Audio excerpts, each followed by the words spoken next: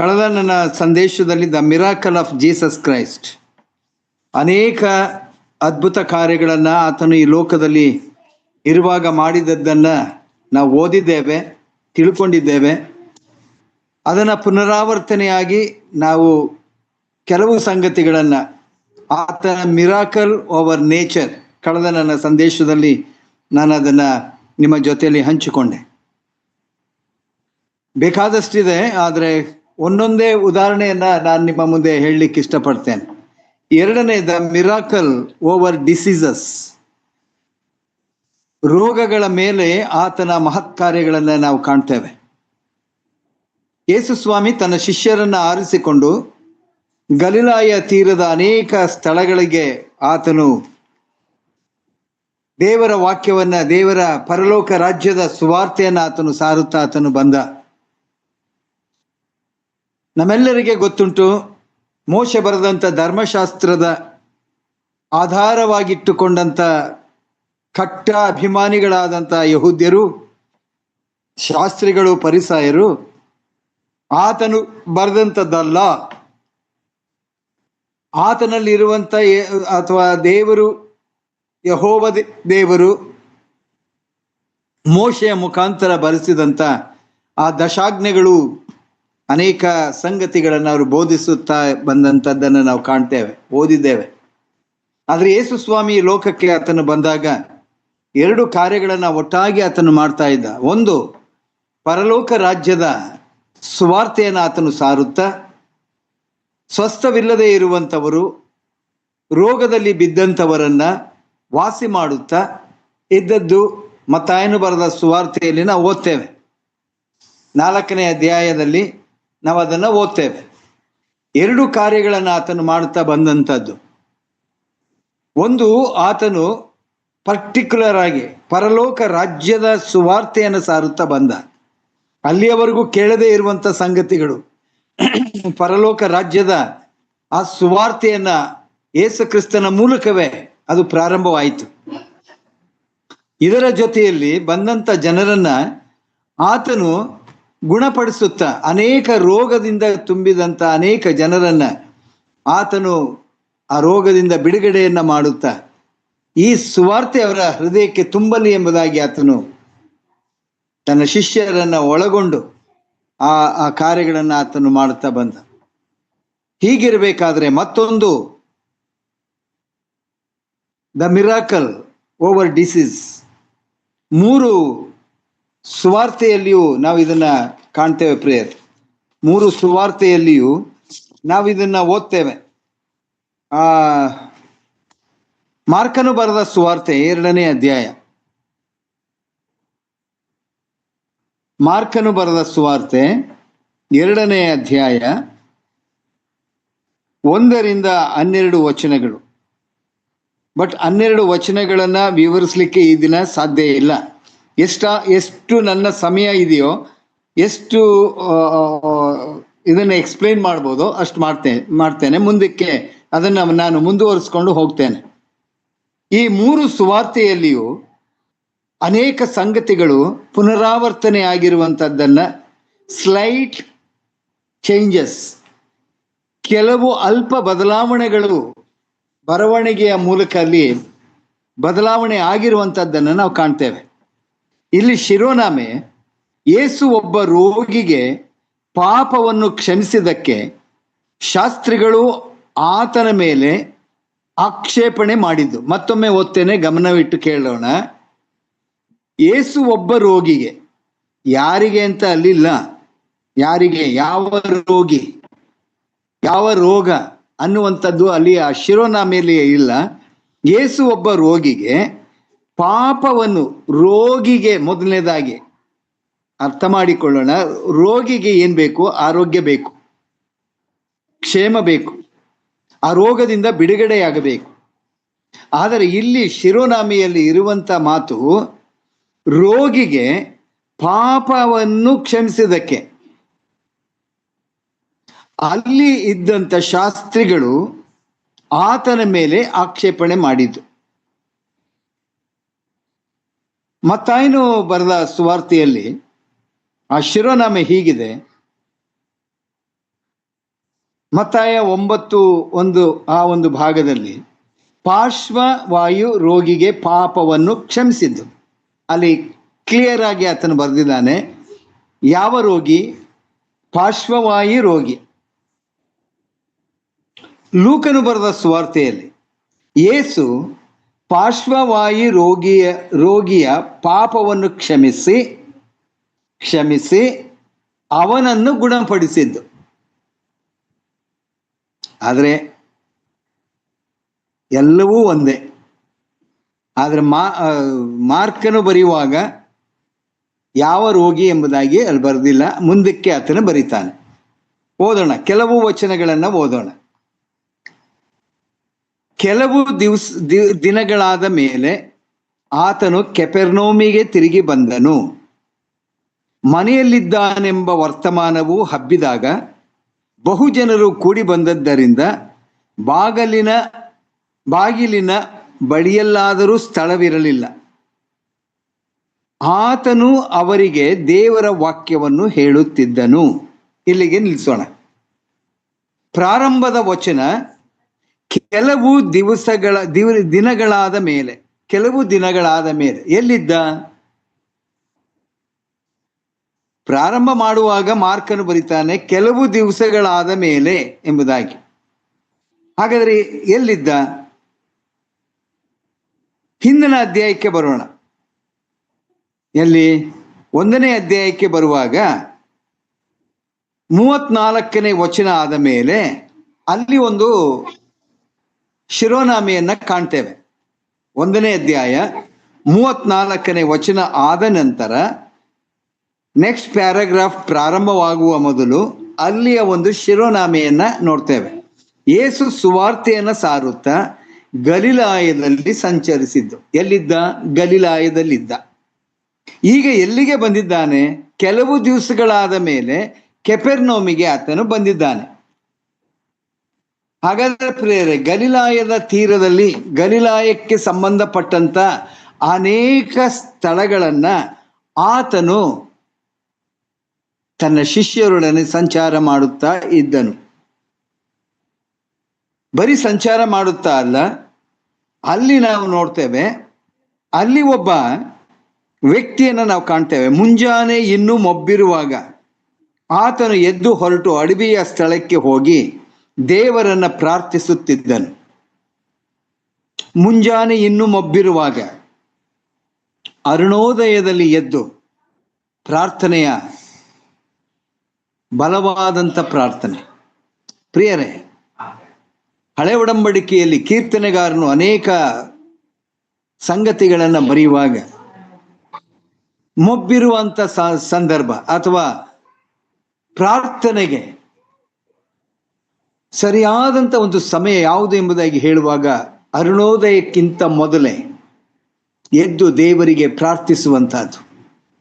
ಬಹುಶಃ ನೀವು ಆ ಮತ್ತಾಯನು ಬರೆದ ಸುವಾರ್ತೆ 6ನೇ ಅಧ್ಯಾಯ ಅದನ್ನು ಓದುವಾಗ ಪ್ರಾರ್ಥನೆಗೆ ಕೊಡಲ್ಪಟ್ಟಂತ ಅನೇಕ ಸಂಗತಿಗಳು, ನನ್ನ ಅಂತರಂಗದಲ್ಲಿ ನಡೆಯುವಂಥದ್ದನ್ನು ನೋಡುವಂಥ ದೇವರು, ಪ್ರಶಾಂತವಾದಂಥ ವಾತಾವರಣದಲ್ಲಿ, ಪ್ರಶಾಂತವಾದಂಥ ಸ್ಥಳದಲ್ಲಿ ನಿನ್ನ ಕೋಣೆಯೊಳಗೆ ಹೋಗಿ ಬಾಗಿಲನ್ನು ಮುಚ್ಚಿ ಅಂತರಂಗದಲ್ಲಿ ನಡೆಯುವುದನ್ನು ನೋಡುವಂಥ ನಿನ್ನ ದೇವರಿಗೆ ಪ್ರಾರ್ಥನೆ ಮಾಡು ಎಂಬುದಾಗಿ ಅಲ್ಲಿ ಬರೆಯಲ್ಪಟ್ಟಿದೆ. ಪ್ರೇಯರ್ ಯೇಸು ಸ್ವಾಮಿಯ ಒಂದು ಅಭ್ಯಾಸ ಏನು ಎಂಬುದಾಗಿ ಹೇಳುವಾಗ ಆತನು ಅರುಣೋದಯದಲ್ಲಿ ಎದ್ದು ತಾನು ಪ್ರಾರಂಭ ಮಾಡುವಂಥ ಕೆಲಸಕ್ಕೆ, ತಾನು ಪ್ರಾರಂಭ ಮಾಡಬೇಕೆಂಬುದಾಗಿ ಅಂದುಕೊಂಡಂಥ ಕೆಲಸಕ್ಕಾಗಿ ದೇವರ ಸಹಾಯವನ್ನು ಆತನು ಬೇಡುತ್ತಾ ಇದ್ದ.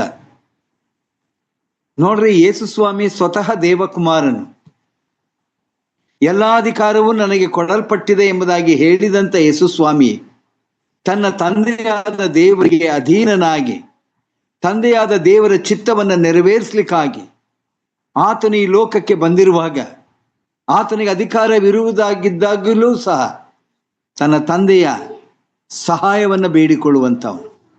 ಪ್ರಿಯರೇ, ನಾವು ಎಷ್ಟು ಜನ ಎದ್ದು ಈ ಅರುಣೋದಯದಲ್ಲಿ ಎದ್ದು ನಾವು ಎಷ್ಟು ಜನ ಪ್ರಾರ್ಥನೆ ಮಾಡ್ತಾ ಇದ್ದೇವೆ?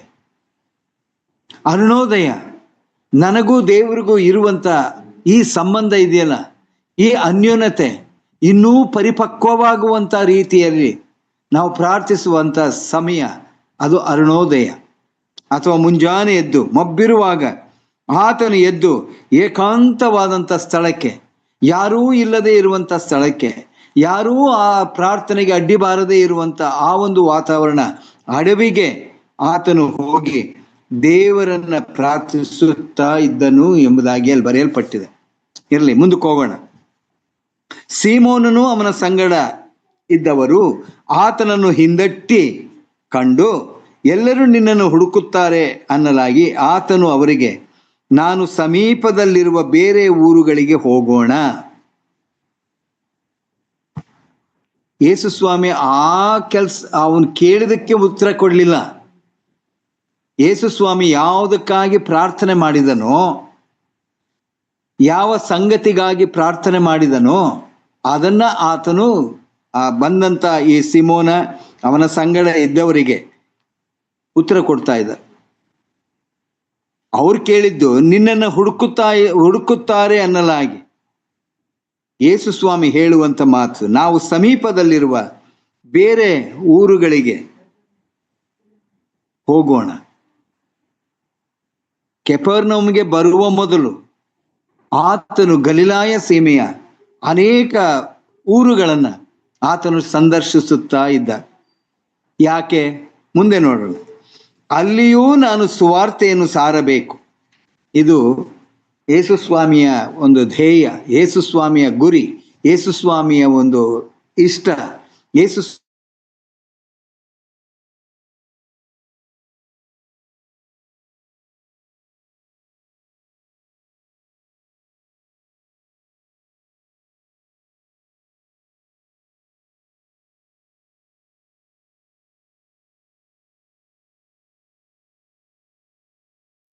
ಇದು ಆತನ ಬಂದಂತ ಉದ್ದೇಶ. ನಾನು ಸುವಾರ್ತೆಯನ್ನು ಸಾರಬೇಕು, ಇದಕ್ಕಾಗಿಯೇ ನಾನು ಹೊರಟು ಬಂದಿದ್ದೇನೆ.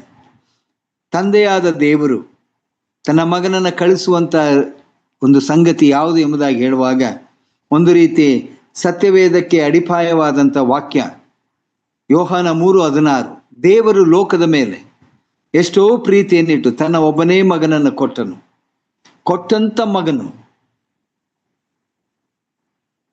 ಸಕಲ ಮಾನವರಿಗೆ ಒಂದು ನಿರ್ದಿಷ್ಟವಾದಂಥ ಸಂದೇಶವನ್ನ ಸಾರಬೇಕಾಗಿದೆ. ಅದು ರಕ್ಷಣೆಯ ಸಂದೇಶ. ರಕ್ಷಣೆಯನ್ನ ಹೊಂದಬೇಕೆಂಬುದಾಗಿ ದೇವರು ತನ್ನ ಮಗನಾದಂಥ ಯೇಸು ಕ್ರಿಸ್ತನನ್ನು ಈ ಲೋಕಕ್ಕೆ ಕಳಿಸಿಕೊಟ್ಟದ್ದು.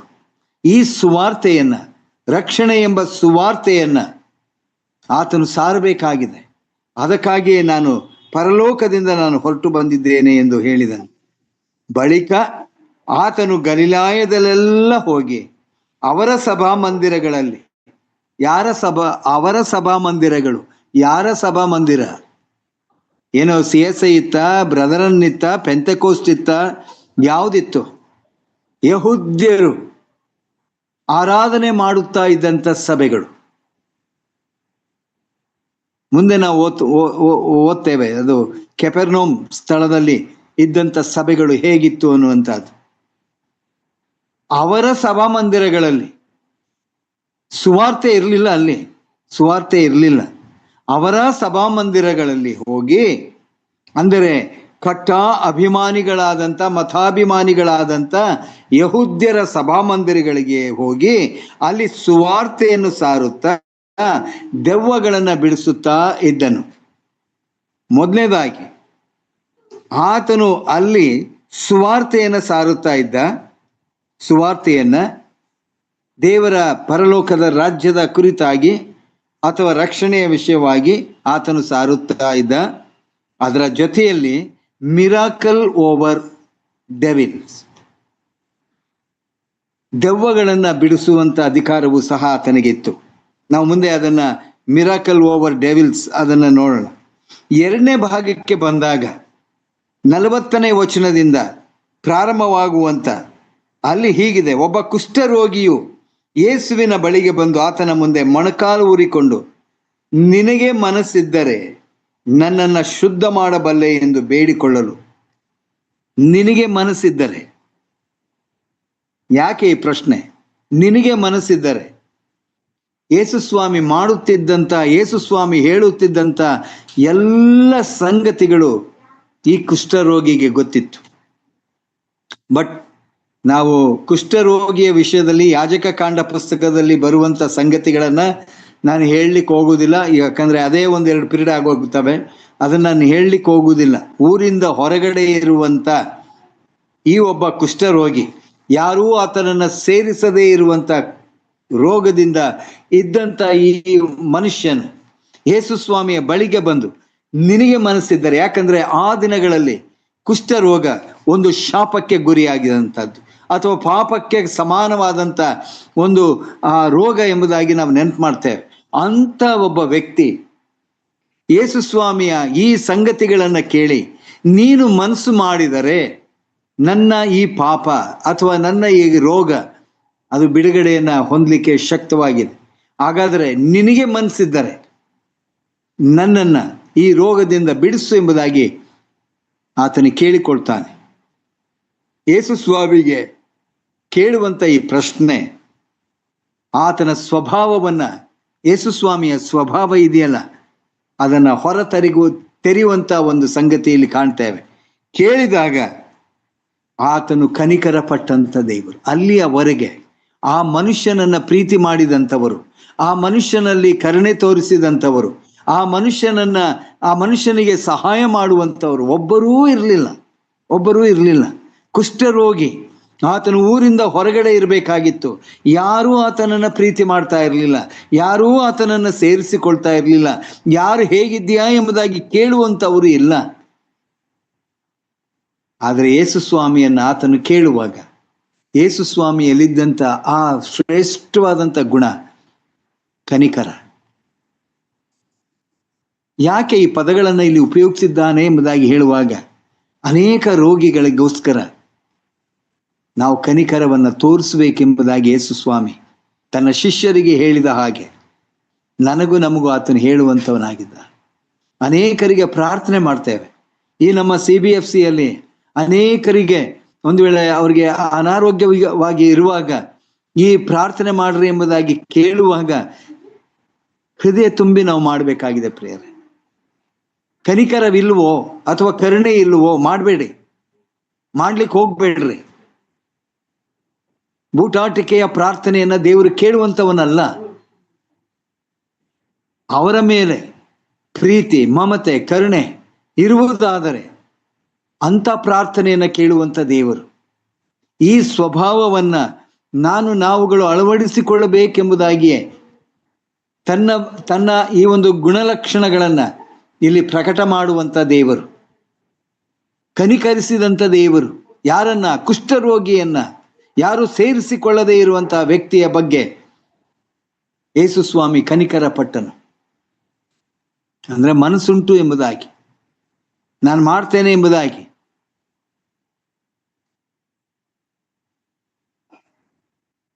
ಕೂಡಲೇ ಆತನು ಹೇಳ್ತಾನೆ, ನನಗೆ ಮನಸ್ಸುಂಟು ಶುದ್ಧನಾಗು, ನನಗೆ ಮನಸ್ಸುಂಟು ಶುದ್ಧನಾಗು. ಯಾವುದರಿಂದ ಶುದ್ಧ? ಒಂದು ಪಾಪದಿಂದ ಶುದ್ಧ, ಎರಡು ರೋಗದಿಂದ ಶುದ್ಧ. ಒಟ್ಟೊಟ್ಟಿಗೆ ಎರಡು ಕಾರ್ಯಗಳನ್ನ ಮಾಡುತ್ತಾ ಬಂದಂತ ದೇವರು ಕರ್ತನು. ಒಂದು ಶುದ್ಧನಾಗು, ಆತನ ಪಾಪಗಳು, ಆತನ ರೋಗಗಳು ಶುದ್ಧವಾಗಬೇಕೆಂಬುದಾಗಿ. ಆತನು ಹೀಗೆ ಹೇಳ್ತಾನೆ, ಯಾರಿಗೂ ಏನು ಹೇಳಬೇಡ ನೋಡು, ಆದರೆ ಹೋಗಿ ಯಾಜಕನಿಗೆ ನಿನ್ನ ಮೈ ತೋರಿಸಿ ಮೋಶೆಯು ನೇಮಕ ಮಾಡಿರುವುದನ್ನು ಅರ್ಪಿಸಿ ನಿನ್ನ ಶುದ್ಧಾಚಾರವನ್ನ ನೆರವೇರಿಸು. ಧರ್ಮಶಾಸ್ತ್ರಕ್ಕನುಗುಣವಾಗಿ ಕುಷ್ಠರೋಗದ ಬಗ್ಗೆ ಏನು ಬರೆಯಲ್ಪಟ್ಟಿದೆಯೋ, ಏನು ಆಚಾರವಿದೆಯೋ ಅದನ್ನ ನೀನು ಮಾಡು ಎಂಬುದಾಗಿ. ಯಾರಿಗೂ ಹೇಳಬೇಡ, ನಾನು ವಾಸಿ ಮಾಡಿದ್ದೇನೆ. ಯಾರಿಗೂ ಹೇಳಬೇಡ ಅಂದ್ರೆ ನನ್ನ ಹೆಸರು ಪ್ರಖ್ಯಾತಿಗೆ ಬರಬೇಕೆಂಬುದಾಗಿ ಸ್ವಾಮಿ ಎಂದು ಅಂದುಕೊಂಡಂತ ದೇವರಲ್ಲ, ಕರ್ತನಲ್ಲ. ಆತನು ತನ್ನನ್ನು ಯಾವ ರೀತಿಯಲ್ಲಿ ಆತನು ತನ್ನನ್ನು ತಗ್ಗಿಸಿಕೊಂಡು ಆತನು ಮಾಡುವಂತ ಕಾರ್ಯಗಳನ್ನು ನಾವು ನೋಡೋಣ ಪ್ರಿಯರೇ. ಯಾರಿಗೂ ಹೇಳಬೇಡ, ಯಾಜಕನಿಗೆ ಹೋಗಿ ನಿನ್ನ ಮೈ ತೋರಿಸು. ಆ ಶುದ್ಧಾಚಾರವನ್ನ ನೀನು ಅನುಸರಿಸಬೇಕೆಂಬುದಾಗಿ. ಧರ್ಮಶಾಸ್ತ್ರವನ್ನ ತೆಗೆದುಹಾಕಲಿಕ್ಕೆ ನಾನು ಬಂದವನಲ್ಲ, ಅದನ್ನು ನೆರವೇರಿಸುವುದಕ್ಕಾಗಿ ನಾನು ಬಂದಂಥವನು. ಯಾಕಂದರೆ ಆತನ ಸುತ್ತಲೂ ಇರುವಂಥ ಈ ಜನಗಳು, ಅದರಲ್ಲಿ ಒಂದು ಗುಂಪು ಆತನಲ್ಲಿ ತಪ್ಪುಗಳನ್ನು ಹುಡುಕಬೇಕೆಂಬುದಾಗಿಯೇ ಆತನ ಜೊತೆಯಲ್ಲಿ ಸಂಚಾರ ಮಾಡುತ್ತಾ ಇದ್ದಂಥವರು. ಈ ಶುದ್ಧಾಚಾರವನ್ನ ಆ ನಿಬಂಧನೆಗೆ ಅನುಗುಣವಾಗಿ ನೀನು ನೆರವೇರಿಸು ಎಂಬುದಾಗಿ ಆತನು ಸೂಚನೆಯನ್ನು ಕೊಟ್ಟ. ಆದರೆ ಅಲ್ಲಿದ್ದಂಥ ಶಿಷ್ಯರು, ಅಲ್ಲಿದ್ದಂಥ ಅನೇಕರು ಈ ಕಾರ್ಯವನ್ನು ಅವರು ನೋಡಿದ್ದಾರೆ. ಯಾರು ಆತನನ್ನು ವಾಸಿ ಮಾಡಿದ್ದಾರೆ ಅನ್ನುವಂಥದ್ದು ಅವರೆಲ್ಲರಿಗೆ ಗೊತ್ತುಂಟು.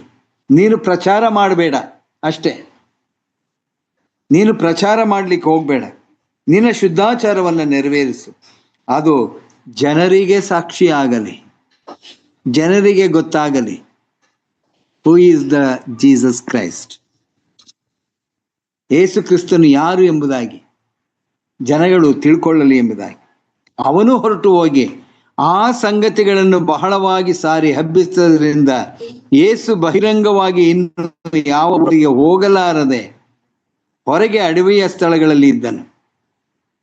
ಆದರೂ 4 ಕಡೆಯಿಂದಲೂ ಜನರು ಆತನ ಬಳಿಗೆ ಬರ್ತಾ ಇದ್ರು. ಇದೆಲ್ಲ ಆದ ಮೇಲೆಯೇ, ಈ ಕೆಲವು ದಿವಸಗಳು ಇದೆಲ್ಲ ಆದ ಮೇಲೆಯೇ ಆತನು ಕೆಫೆರ್ನೌಮಿಗೆ ಆತನು ಬಂದ. ಇಲ್ಲಿ ಒಂದು ಸ್ಥಳದ ಹೆಸರು ನಮೂದಿಸಿದೆ, Capernaum, a city of on the north west shore of sea of Galilee. ಗಲಿಲಾಯ ತೀರದ ನಾರ್ತ್ ವೆಸ್ಟ್ ಅಲ್ಲಿ ಇರುವಂತ ಒಂದು ಪ್ರದೇಶ ಇದು ಕೆಫೆರ್ನೌಮ್. ಯೇಸು ಸ್ವಾಮಿ ಅಲ್ಲಿ ಮನೆ ಮಾಡಿಕೊಂಡದ್ದನ್ನ ಮತ್ತಾಯನು ಬರೆದ ಸುವಾರ್ತೆ 4ನೇ ಅಧ್ಯಾಯ 13ನೇ ವಚನದಲ್ಲಿ ಬರೆಯಲ್ಪಟ್ಟಿದೆ. ತೀರದಲ್ಲಿ ಈ ಸುವಾರ್ತೆಯನ್ನು ಹಂಚುವಾಗ ಆತನಿಗೆ ಬಹಳ ಪ್ರಿಯವಾದಂಥ ಒಂದು ಸ್ಥಳ. ಅಲ್ಲಿಂದಲೇ ಆತನು ತನ್ನ ಸೇವಾ ಕಾರ್ಯಗಳನ್ನು ಪ್ರಾರಂಭ ಮಾಡಿದ. ಮುಂದೆ ಅನೇಕ ಕಾರ್ಯಗಳಾಗಬೇಕಾಗಿದೆ. ಅಂತ ಒಂದು ಸ್ಥಳದಲ್ಲಿ ತನ್ನ ಮನೆಯನ್ನು ಆತನು ಮಾಡಿಕೊಂಡ. ಮತ್ತಾಯನು ಬರೆದ ಸುವಾರ್ತೆ 4ನೇ ಅಧ್ಯಾಯ 13ನೇ ವಚನದಲ್ಲಿ the home of Peter and Andrew, ಅಂದ್ರೆಯರು ಇದ್ದಂತ ಆ ಸ್ಥಳ, ಸ್ಥಳ. ಇದರ ವಿಷಯವಾಗಿ ಯಾವ ವಿಷಯ? ಕೆಫೆರ್ನೌಮ್ ಸ್ಥಳದ ವಿಷಯವಾಗಿ ಯೆಶಾಯನು ಬರೆದ ಪ್ರವಾದನ ಗ್ರಂಥ 9ನೇ ಅಧ್ಯಾಯ 1 ಮತ್ತು 2ರಲ್ಲಿ ನಾವು ಕಾಣ್ತೇವೆ.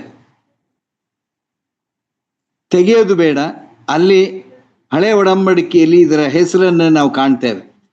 ಕೆಫೆರ್ನೌಮ್ ಯೇಸು ಅನೇಕ ಅದ್ಭುತ ಕಾರ್ಯಗಳನ್ನು ಮಾಡಿದಂಥ ಸ್ಥಳ, ಅನೇಕ ಅದ್ಭುತ ಕಾರ್ಯಗಳನ್ನು ಮಾಡಿದಂಥ ಸ್ಥಳ. ಅಲ್ಲಿಯ ಸಭಾಮಂದಿರಗಳಲ್ಲಿ ದೇವರ ರಾಜ್ಯವನ್ನ ಕುರಿತು ಆತನು ಪ್ರವಾದಿಸುತ್ತಾ ಇದ್ದಂಥದ್ದು. ಜನರು ಆಶ್ಚರ್ಯ ಪಡುವಂತ ಮಟ್ಟಿಗೆ ಆತನ ಉಪದೇಶವಿತ್ತು. ಆ ಭಾಗದ ಜನರು ಈ ಹೊಸ ವಿಷಯಗಳನ್ನ ಆಲಿಸುವಾಗ ಅವರಿಗೆ ಆಶ್ಚರ್ಯವಾದಂಥ ಸಂಗತಿಗಳನ್ನ ಈ ಸುವಾರ್ತೆಯಲ್ಲಿ ಅಡಕವಾಗಿತ್ತು. ಮಾರ್ಕನು ಬರೆದ ಸುವಾರ್ತೆ 1ನೇ ಅಧ್ಯಾಯ 21ರಿಂದ 22 ವಚನಗಳಲ್ಲಿ ನಾವು ನೋಡ್ಬೋದು. ಯಾಕೆ ಇದರ ಹೆಸರು ಇಲ್ಲಿ ಬರೆಯಲ್ಪಟ್ಟಿದೆ ಎಂಬುದಾಗಿ ಹೇಳುವಾಗ, ಕೆಫೆರ್ನೌಮ್ನಲ್ಲಿ ಅನೇಕ ಯಹೂದ್ಯರ ಧಾರ್ಮಿಕ ಶಾಲೆಗಳಿದ್ದವು.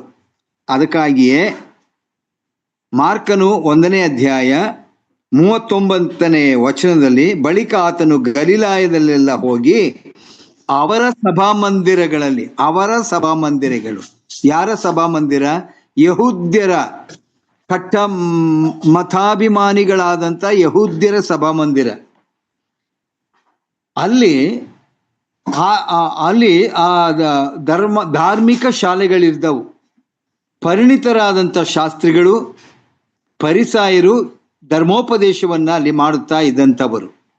ಆ ಸ್ಥಳದಲ್ಲಿ ಮೋಶೆ ಬರೆದ ಧರ್ಮೋಪದೇಶದ ವಿದ್ಯಾಭ್ಯಾಸವನ್ನ ಅನೇಕರು ಕಲೀಲಿಕ್ಕೆ ಶಾಲೆಗಳನ್ನು ತೆರೆದಿದ್ದರು.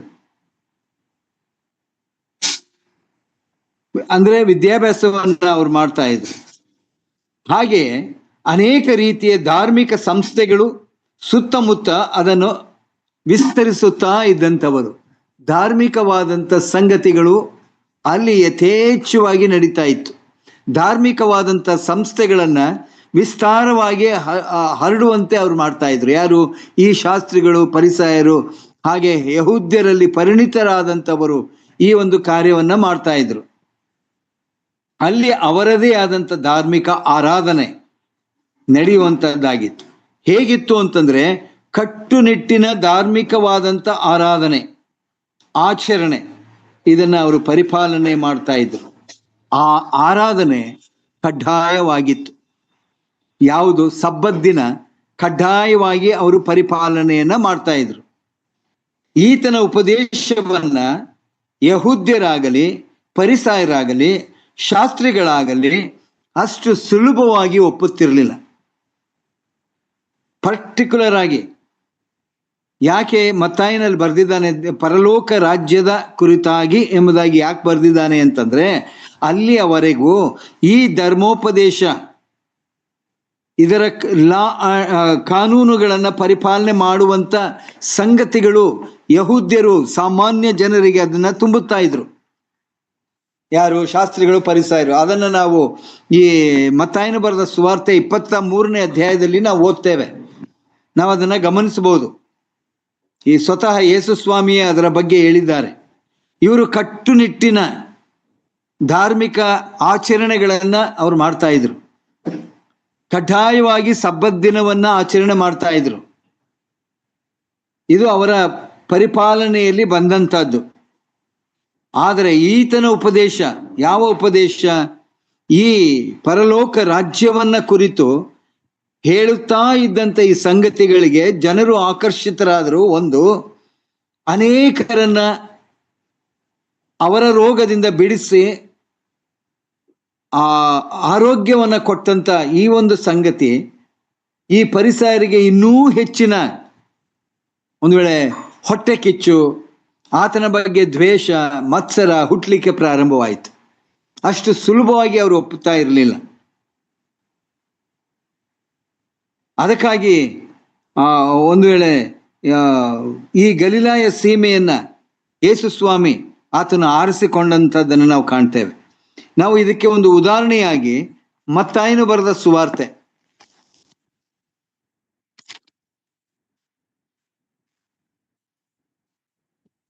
ನಾವು ಎಲ್ಲೆಲ್ಲಿಗೆ ಹೋಗ್ತಾ ಇಲ್ಲ, ಒಂದು ಲಿಂಕ್, ಕೆಪೆರ್ನೌಮ್ ಅನ್ನುವಂಥ ಸ್ಥಳದ ವಿಷಯದಲ್ಲಿ ನಾವು ಕಲಿಯುವಾಗ ಕೆಲವು ಸಂಗತಿಗಳನ್ನ ಇದರ ಜೊತೆಯಲ್ಲಿ ನಾವು ಅಭ್ಯಾಸ ಮಾಡೋಣ. ಮತ್ತಾಯನು ಬರೆದ ಸುವಾರ್ತೆ 11ನೇ ಅಧ್ಯಾಯ 20ನೇ ವಚನದಿಂದ 24ನೇ ವಚನದವರೆಗೆ ಕೆಲವು ಸಂಗತಿಗಳನ್ನ ಯೇಸು ಸ್ವಾಮಿ ಹೇಳ್ತಾರೆ. ಆಗ ಆತನು ತನ್ನ ಮಹತ್ಕಾರ್ಯಗಳನ್ನು ಬಹಳವಾಗಿ ನಡೆದ ಊರುಗಳು ದೇವರ ಕಡೆಗೆ ತಿರುಗಲಿಲ್ಲವೆಂದು ಅವುಗಳನ್ನ ಗದರಿಸತೊಡಗಿದನು. ಗಮನಿಸ್ರಿ, ಯೇಸು ಸ್ವಾಮಿ ತನ್ನ ಉಪದೇಶವನ್ನು ಆತನು ಪ್ರಾರಂಭ ಮಾಡಿದಾಗ ಅನೇಕ ಜನರು ಆಶ್ಚರ್ಯಚಕಿತರಾದರು. ಕೆಲವರು ನಂಬಿದರು, ಕೆಲವರು ನಂಬದೆ ಹೋದರು. ಅದರಲ್ಲೂ ಶಾಸ್ತ್ರಿಗಳು, ಯಹೂದ್ಯರು, ಅಂದ್ರೆ ಸಾಂಪ್ರದಾಯಿಕವಾದಂಥ ಯಹೂದ್ಯರು, ಶಾಸ್ತ್ರಿಗಳು ಆತನ ಬೋಧನೆಯನ್ನು ಒಪ್ತಾ ಇರಲಿಲ್ಲ. ಅದನ್ನೇ ಸ್ವಾಮಿ ಇಲ್ಲಿ ಹೇಳ್ತಾ ಇದ್ದಾರೆ.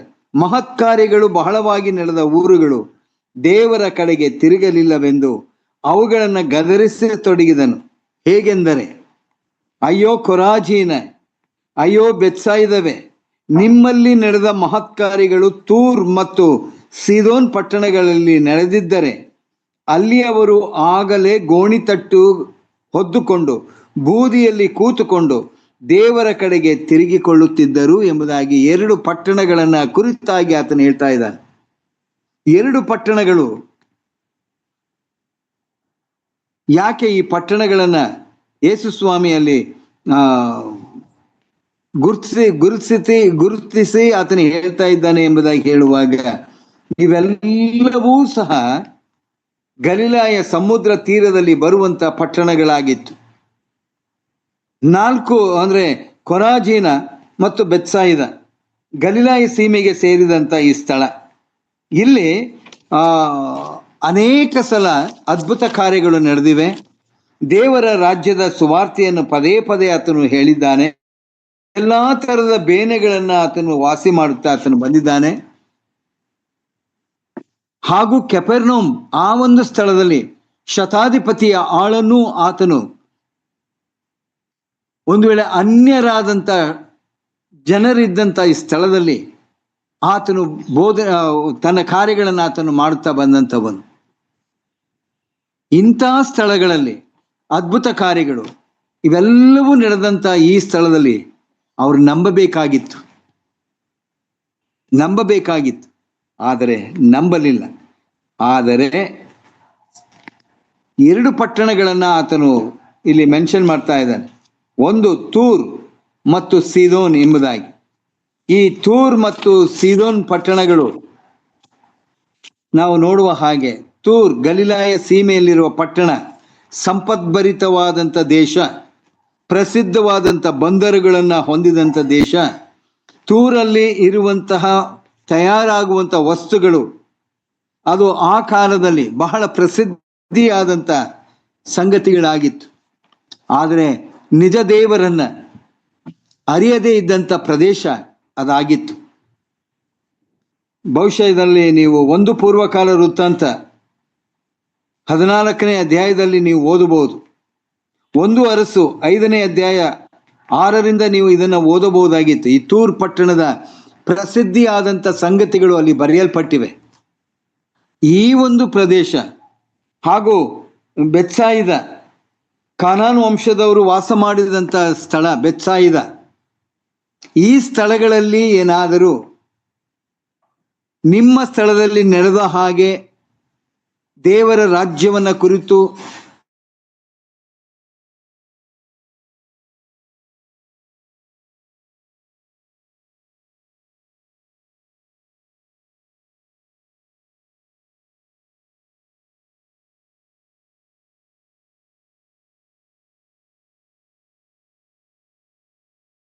ಇದ್ರು. ಆದರೆ ನೀವು ಯಾವುದು ಕೊರಾಜಿಯ ಹಾಗೂ ಬೆತ್ಸಾಯಿದ,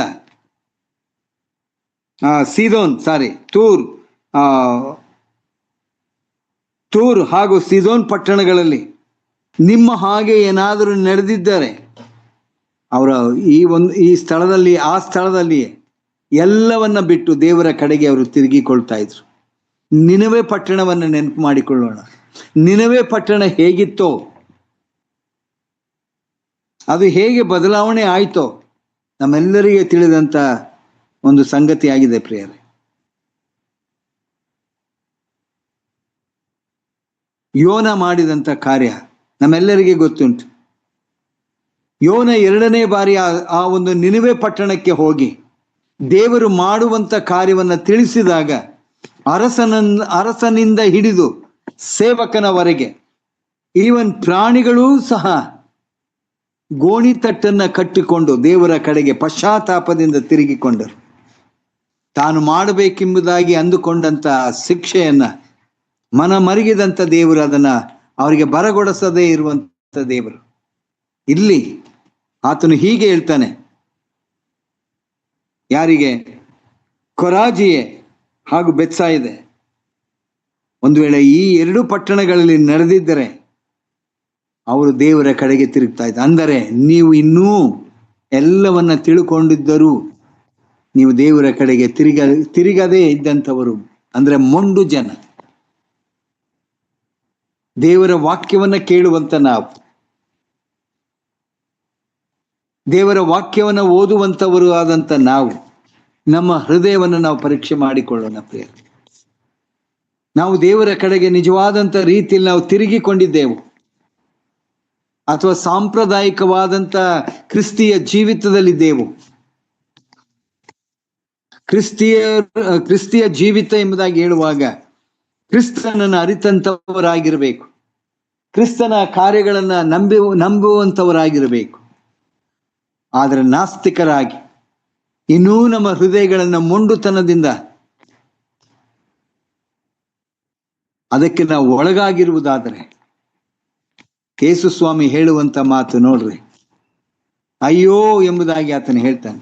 ಇಷ್ಟೆಲ್ಲ ವಾಕ್ಯಗಳು ಕೊಟ್ಟಿದ್ದರು, ಇಷ್ಟೆಲ್ಲ ವಾಕ್ಯಗಳನ್ನ ಬೋಧಿಸುತ್ತಾ ಇದ್ದರು, ಹೃದಯ ಮಾತ್ರ ಇನ್ನೂ ಕಠಿಣವಾದಂಥ ಸ್ಥಿತಿಯಲ್ಲಿ ಇರುವಂತಹದ್ದು. ಪಶ್ಚಾತ್ತಾಪವೇ ಇಲ್ಲದೆ ಇರುವಂತಹ ಪರಿಸ್ಥಿತಿ, ದೇವರ ಕಡೆಗೆ ತಿರುಗಿಕೊಳ್ಳದೇ ಇರುವಂತ ಮನಸ್ಥಿತಿ ನನ್ನದು ನಮ್ಮದು ಆಗಿರುವಂತಹದ್ದು. ಅದೇ ಕೆಫರ್ನೌಮಿಗೆ ಈಗ ಆತನು ತಿರುಗಿ ಬಂದಿದ್ದಾನೆ. ಅದೇ ಕೆಫರ್ನೌಮಿನಲ್ಲಿ ಆ ಒಂದು ಮನೆಯಲ್ಲಿ ಆತನು ದೇವರ ರಾಜ್ಯದ ಕುರಿತಾಗಿ ಆತನು ಪ್ರಸಂಗಿಸುವಂತಹ ಸಂಗತಿ ಆಗಿದೆ. ಮಾರ್ಕನು ಬರೆದ ಸುವಾರ್ತೆ 2ನೇ ಅಧ್ಯಾಯದಲ್ಲಿ ನಾವು ಅದನ್ನು ನೋಡ್ತೇವೆ. ಆತನು ಕೆಫರ್ನೌಮಿಗೆ ತಿರುಗಿ ಬಂದನು, ಮತ್ತೆ ಆತನು ಬರ್ತಾ ಇದ್ದಾನೆ, ಮತ್ತೆ ಮತ್ತೆ ತನ್ನ ಕಾರ್ಯಗಳನ್ನು ಆತನು ಮಾಡ್ತಾ ಇದ್ದಾನೆ. ಕಠಿಣವಾದಂಥ ಹೃದಯಗಳನ್ನ ಆತನು ಸಿದ್ಧ ಮಾಡಬೇಕಾಗಿದೆ, ಪರಿವರ್ತನೆ ಮಾಡಬೇಕಾಗಿದೆ. ಅದಕ್ಕಾಗಿ ತನ್ನನ್ನೇ ಆತನು ಹೇಳಿದ ಹಾಗೆ, ಅದಕ್ಕಾಗಿಯೇ ನಾನು ಬಂದಿದ್ದೇನೆ, ಸುವಾರ್ತೆಯನ್ನು ಸಾರುವುದಕ್ಕಾಗಿಯೇ ನಾನು ಬಂದಿದ್ದೇನೆ. ಅದೇ ಕೆಫರ್ನೌಮಿಗೆ ಆತನು ಬಂದಿರುವಂತ ಈ ಸಂದರ್ಭವನ್ನ ನಾವು ನೆನಪು ಮಾಡಿಕೊಳ್ಳೋಣ. ಈಗ ಆತನು ಬಂದಿದ್ದಾನೆ ಎಂಬ ಸಂಗತಿ ಅನೇಕರಿಗೆ ತಿಳಿದಿದೆ. ಮನೆಯಲ್ಲಿದ್ದಾನೆಂಬ ವರ್ತಮಾನವು ಹಬ್ಬಿದಾಗ ಜನರ ಬಾಯಲ್ಲಿ ಯೇಸು ಸ್ವಾಮಿ ತಿರುಗಿ ನಮ್ಮ ಈ ಒಂದು ಸ್ಥಳಕ್ಕೆ ಆತನು ಬಂದಿದ್ದಾನೆ, ತಾನಿರುವಂತ ಸ್ಥಳಕ್ಕಾಗಿ ಆತನು ಬಂದಿದ್ದಾನೆ. ಹೇಗಿತ್ತು ಜನರು ಎಂಬುದಾಗಿ ಹೇಳುವಾಗ ಸ್ಥಳವೇ ಇಲ್ಲ. ಯಾತಕ್ಕೆ ಬಂದಿದ್ದಾರೋ ಗೊತ್ತಿಲ್ಲ, ಆದ್ರೆ ನಾವು ಅಂದುಕೊಳ್ಳೋಣ ಆತನು ಬಂದ ಮೇಲೆ ಅಲ್ಲಿ ಅವರಿಗೆ ದೇವರ ವಾಕ್ಯವನ್ನ ಹೇಳುತ್ತಿದ್ದನು. ಟೈಮ್ ಪಾಸ್ ಮಾಡ್ತಾ ಇರಲಿಲ್ಲ ಯೇಸು ಸ್ವಾಮಿ, ಅಲ್ಲಿ ದೇವರ ವಾಕ್ಯವನ್ನ ಹೇಳುತ್ತಿದ್ದನು. ಆತನು ಅವರಿಗೆ ದೇವರ ವಾಕ್ಯವನ್ನು ಹೇಳುತ್ತಿದ್ದನು. ಅಷ್ಟರಲ್ಲಿ ಕೆಲವರು ಒಬ್ಬ ಪಾರ್ಶ್ವವಾಯು ರೋಗಿಯನ್ನು 4 ಮಂದಿಯಿಂದ ಹೊರಿಸಿಕೊಂಡು ಆತನ ಬಳಿಗೆ ತಂದರು. ಅಷ್ಟರಲ್ಲಿ ಕೆಲವರು ಅಂದ್ರೆ ಕೆಲವರು ಮೀನ್ಸ್ 4 ಜನರು ಆ ಪಾರ್ಶ್ವವಾಯು ರೋಗಿಯನ್ನ ಹೊತ್ತುಕೊಂಡು ಆತನ ಬಳಿಗೆ ಬಂದರು. ಇಲ್ಲಿಗೆ ನಾನು ನಿಲ್ಲಿಸ್ತೇನೆ ಪ್ರೇಮ. Miracle over disease. ಈಗಾಗಲೇ 2 ಸಂಗತಿಗಳನ್ನು ನಾವು ನೋಡಿದೆವು. ಒಂದು, ಆತನು ಗಲಿಲಾಯ ತೀರದಲ್ಲಿ ತನ್ನ ಕಾರ್ಯವನ್ನು ಮಾಡುವ ಮೊದಲು ದೇವರಿಗೆ ಪ್ರಾರ್ಥನೆಯನ್ನು ಸಲ್ಲಿಸುತ್ತಾ ತನ್ನ ಶಿಷ್ಯರಿಗೆ ಹೇಳಿದಂಥ ಮಾತು, ನಾವು ಬೇರೆ ಬೇರೆ ಸ್ಥಳಗಳಿಗೆ ನಾವು ಹೋಗೋಣ, ಸುವಾರ್ತೆಯನ್ನು ಹೇಳೋಣ, ಅದಕ್ಕಾಗಿ ನಾನು ಬಂದಿದ್ದೇನೆ ಎಂಬುದಾಗಿ ಹೇಳಿ ಅಲ್ಲಿ ದ ಮಿರಾಕಲ್ ಓವರ್ ಡೆವಿಲ್, ದೆವ್ವಗಳನ್ನು ಆತನು ಬಿಡಿಸುತ್ತಾ ಬಂದಂಥದ್ದು. 2ನೇ ಪ್ಯಾರಕ್ಕೆ ಬಂದಾಗ ಯಾರಿಗೂ ಬೇಡವಾದಂಥ ಒಬ್ಬ ವ್ಯಕ್ತಿ, ಪಾಪಕ್ಕೆ ಸಮಾನನಾದಂಥ ಒಬ್ಬ ವ್ಯಕ್ತಿ, ಯಾರು ಕರುಣೆ ತೋರಿಸದೇ ಇರುವಂತ ವ್ಯಕ್ತಿಯ ಮೇಲೆ ತನ್ನ ಕನಿಕರವನ್ನ ತೋರಿಸಿದಂತೆ ಸ್ವಾಮಿ ಆತನ ಬಳಿಗೆ ಬಂದು, ನಿನಗೆ ಮನಸ್ಸಿದ್ದರೆ, ಆತನ ಪ್ರಶ್ನೆ. ಆದರೆ ಯೇಸು ಸ್ವಾಮಿ ಬಂದದ್ದೇ ಪಾಪಗಳನ್ನು ಹುಡುಕಿ ರಕ್ಷಿಸಲಿಕ್ಕಾಗಿ ಎಂಬುದನ್ನು ತೋರಿಸಿದಂಥ ಸ್ವಾಮಿ, ನನಗೆ ಮನಸ್ಸುಂಟು, ನನಗೆ ಮನಸ್ಸುಂಟು, ಶುದ್ಧನಾಗು. ಪಾಪದಿಂದಲೂ ಹಾಗೂ ತನ್ನ ರೋಗದಿಂದಲೂ ಆತನನ್ನ ಶುದ್ಧಪಡಿಸಿದಂಥ ದೇವರು. ಪಡಿಸಿದ ಮೇಲೆ ನಾನು ಶುದ್ಧ ಮಾಡಿದೆನು ಎಂಬುದಾಗಿ, ನಾನು ಈತನ ದೇಹದಲ್ಲಿದ್ದಂಥ ಕುಷ್ಠವನ್ನು ತೆಗೆದು ಹಾಕಿದ್ದೇನೆ ಎಂಬುದಾಗಿ ಎಂದೂ ಹೇಳದೇ ಇರುವಂತ ಸ್ವಾಮಿ ಮೋಶೆ ಹೇಳಿದ ಹಾಗೆ ಆ ನಿಬಂಧನೆಗಳನ್ನು ನೀನು ಅನುಸರಿಸಿ, ನೀನು ಯಾರಿಗೂ ಹೇಳಬೇಡ. ಆದರೆ ಆತನು ಮಾಡಿದಂಥ ಕಾರ್ಯ, ತನ್ನ ಸ್ವಾಮಿ ಮಾಡಿದಂಥ ಕಾರ್ಯವನ್ನು ಎಲ್ಲ ಜನರಿಗೆ ಆತನು ಹಬ್ಬಿಸಿದ. ಜನರು ಅದನ್ನು ತಿಳ್ಕೊಂಡು ಇನ್ನೂ ಹೆಚ್ಚಿನ ರೀತಿಯಲ್ಲಿ ಆತನನ್ನು ಹಿಂಬಾಲಿಸಿದರು. ಪ್ರಿಯರೇ, ಅಶುದ್ಧರಾದಂಥ ನಮ್ಮನ್ನ ಶುದ್ಧ ಮಾಡಿದಂಥ ದೇವರು ಆತನು. ಹೇಗೆ, ಯಾವ ರೀತಿಯಲ್ಲಿ ಇದ್ದೆವು? ಆ ಕುಷ್ಠರೋಗಿ ಇದ್ದ ಹಾಗೆಯೇ ನಾವುಗಳು ಯಾವ ರೀತಿಯಲ್ಲಿ ಇದ್ದೆವು. ಆ ಪಾರ್ಶ್ವವಾಯು ರೋಗಿ ಯಾವ ರೀತಿಯಲ್ಲಿ ಇದ್ದನು, ನಾನು ಯಾವ ರೀತಿಯಲ್ಲಿ ಇದ್ದೇನೋ, ನಮ್ಮನ್ನು ಹೋಲಿಕೆ ಮಾಡಿ ಈ ಮಿರಾಕಲ್ ಅಥವಾ ಈ ಅದ್ಭುತ ಕಾರ್ಯ ನಮ್ಮ ಜೀವಿತದಲ್ಲಿ ಹೇಗೆ ಆತನು ಮಾಡಿದ್ದಾನೆ ಎಂಬುದನ್ನು ಮುಂದಿನ ಸಂದೇಶದಲ್ಲಿ ನಾವು ತಿಳ್ಕೊಳ್ಳಿಕ್ಕೆ ನಾವು ಹೋಗೋಣ. ದೇವರ ಈ ವಾಕ್ಯಗಳನ್ನು ಆಶೀರ್ವದಿಸಲಿ. ಆಮೇನ್.